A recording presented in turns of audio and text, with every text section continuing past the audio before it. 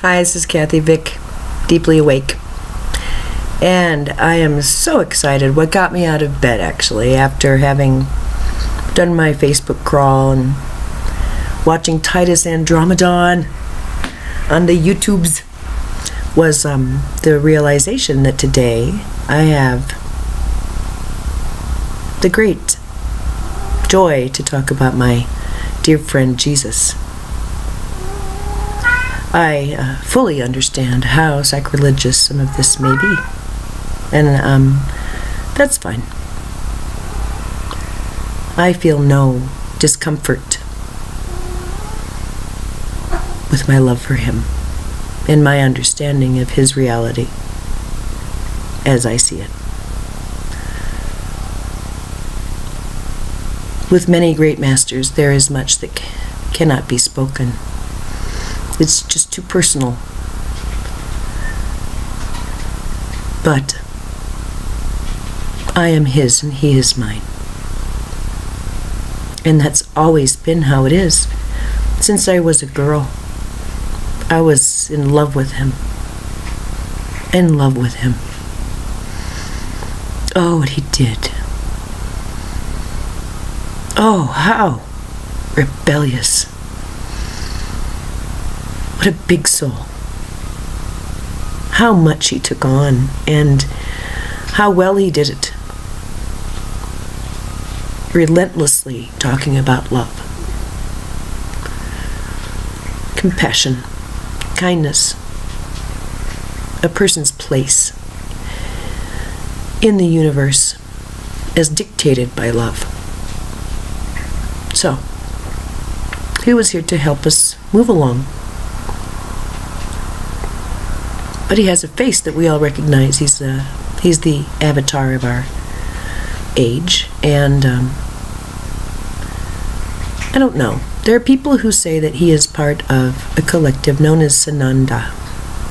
Sananda, the great oversoul, who has come through again and again as Krishna, Shiva, Parvati, twin souls, those two.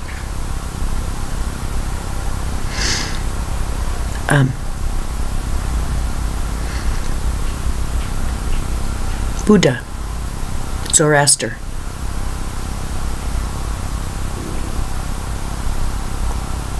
Muhammad, again and again. If you lay out the philosophies, they're the same. Just like when Dolores Cannon is writing and she is regressing people and she gets them to the place where she recognizes what she has labeled the SC, the subconscious, what I recognize as the higher mind or the oversoul mind or the higher self. So, who knows? It's all up for grabs. The only one who knows is he and you, individually. We all get to make our own interpretation. I want to say that I have encountered many people who have been physically visited by masters. I have a friend who had Yogananda come and visit her in her room, sit on her bed, comfort her. It made me feel less weird. Jesus came to me when I was a child.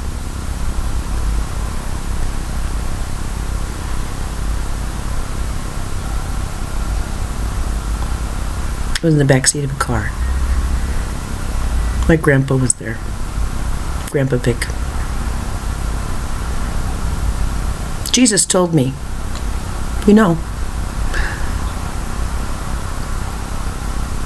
you're going to be like me. You are not me, but you will be like me.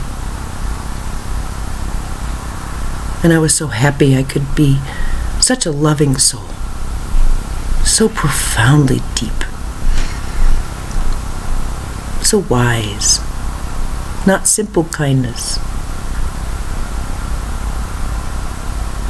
A wisdom that comes from beyond.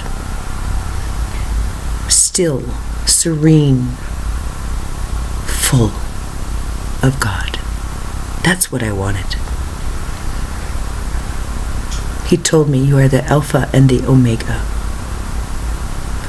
I came out of that and I told my mom, just a bit of it. I told her I would like to name my daughter, if I ever have a daughter, I'd like to name her Meg. I said yes, it's because it would be short for Omega. They didn't think that was a very good name, and I understand it probably wasn't. But that was my little interpretation as a mighty mite. Jesus visited me again in a choir loft as I was reading the passage about ascension in Revelations, about the 144,000, I think it is. In any case, it's about being able to go to the Godhead. Lambs are washed clean in the blood of Christ, and there is no more suffering. So I was reading that, and he came again. But he was physical this time, in a way that I can't describe, but I understood that he was indeed physical. I thought that odd, so I went to the teachers. I said, "Listen, I think Jesus came and visited me. How is that possible? Is he physical?" They said, "Of course he is. Don't you understand? You get to a certain point and it doesn't matter. You can be physical or not. It's a choice. So of course he's physical. He comes and visits people." Good. Good. I'm not crazy. It's real. Since that time, in meditation, he has come to me. He's taken on a persona of I don't know. He smokes clove cigarettes and he acts autistic. He rocks and listens to music in his head while I think on the things that he has said. He somehow knows what my troubles are, and then he gives me a pretty. He shows me a vision. Then he sits and rocks while I figure it out. That's my Jesus now. I'm more in love with Shiva now than ever before. Shiva is so vibrant to me and so beautiful. I love him. Oh, God, I love him. So hot. So, I have a lovely relationship with a non-physical entity who loves me greatly.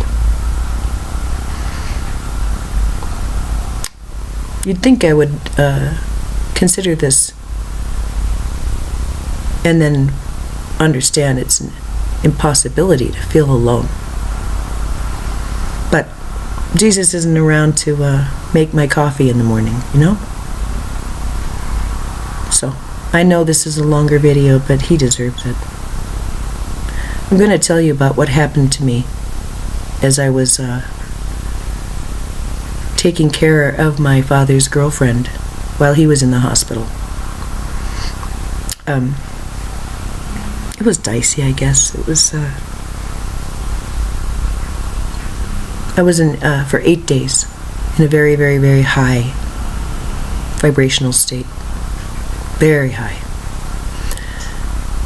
At one point, a couple days into it, I decided I wanted to heal myself and my son from any hint of heart disease.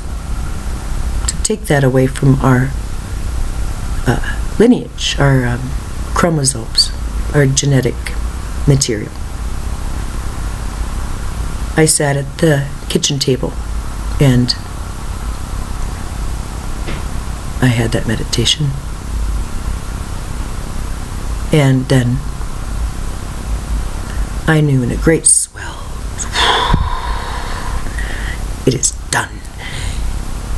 The window upstairs banged shut, woke us all up. Everybody going, ah! It was my confirmation. The wind rattled the place and then went still. It was then that I felt a swell of loneliness, sadness. I think.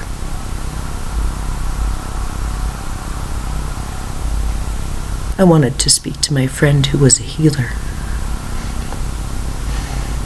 I miss him very much sometimes. So, I called him and asked him to please be with me.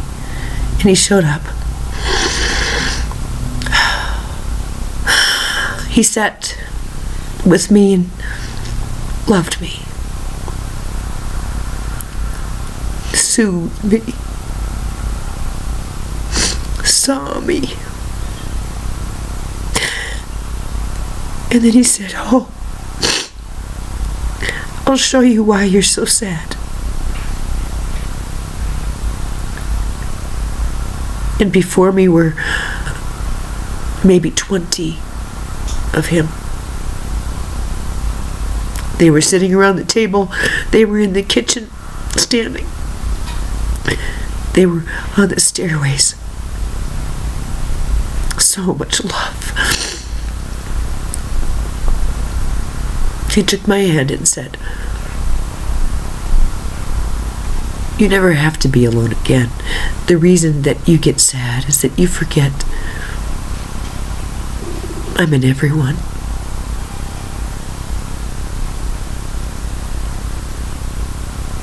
I'm in everyone. You forget, and that's what makes you sad.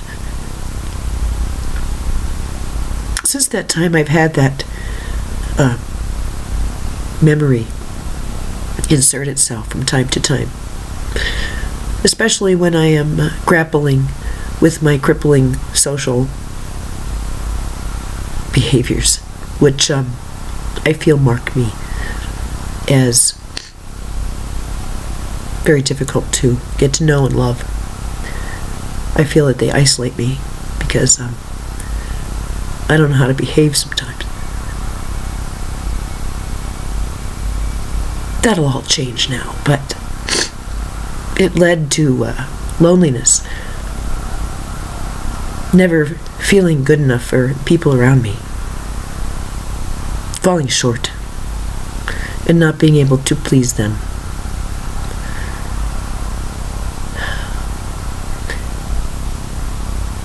Somehow knowing that he shines through the faces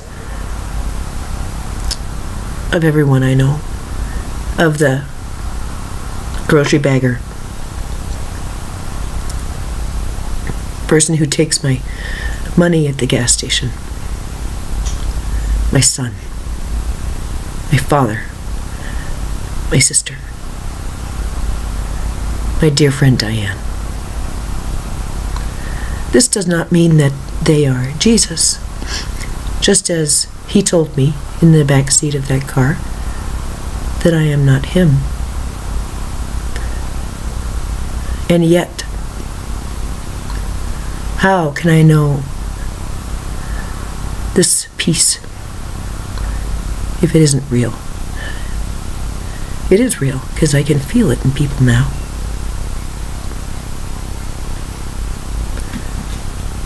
I guess it's real because I can feel it in myself now.